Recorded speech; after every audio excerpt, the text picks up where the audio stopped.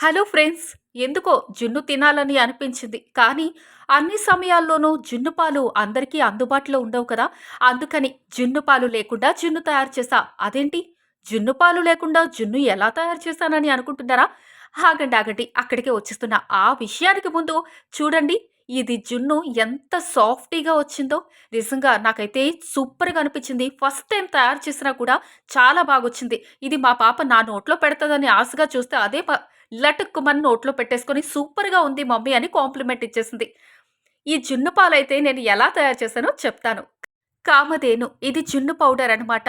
నేనైతే 2 పాలు ప్యాకెట్లు తీసుకొని, 2 కామధేను జున్ను పౌడర్ అయితే తీసుకొని, నేనైతే ఇది తయారు చేశాననమాట. పైపైన యాలకుల పొడి, మిరియాల పొడి, అలాగే బెల్లం సరిపడా తీసుకున్నాను. అలాగే ఇడ్లీ కుక్కర్ పాత్ర తీసుకొని, అందులో ఒక గ్లాస్ వాటర్ తీసుకొని ఇది పెట్టేసాననమాట.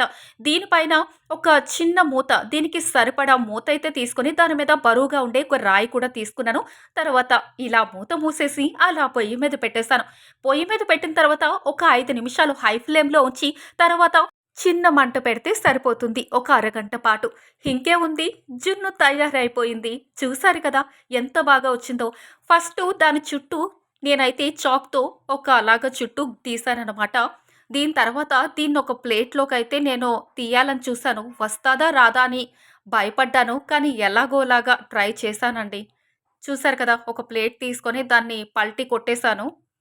పల్టీ అయిపోయింది. హమ్మయ్య!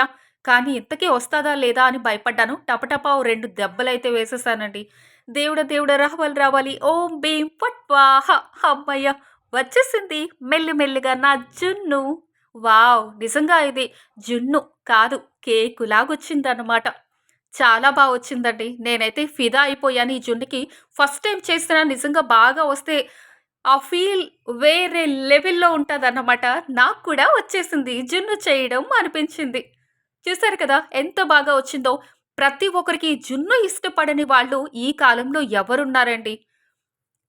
నాకైతే అబ్బబ్బా! సూపర్‌గా నచ్చిందండి. దీన్నైతే ముక్కలు, ముక్కలు చేసేసి మా పాపకి, మా అమ్మగారికి, నేను కూడా హ్యాపీగా తినేసాను.